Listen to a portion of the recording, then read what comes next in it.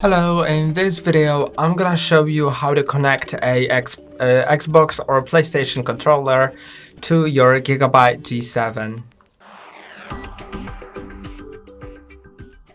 In order to do it, you should first go ahead into the settings, then go to Bluetooth and devices.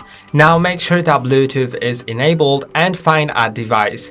And if you have an extra Xbox controller, you may want to click on the everything else because there may be some additional options for the Xbox controllers, so it may be more useful. But if you fail that, then you may go back to the Bluetooth. Maybe that will also be fine, I guess. And for PlayStation controllers, you should just straight away select Bluetooth.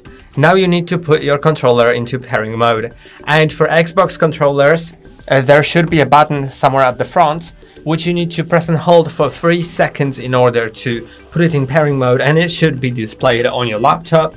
But for PlayStation controllers, you should press and hold on the PlayStation key and the sharing key at the same time until the lights on the controller start blinking blue.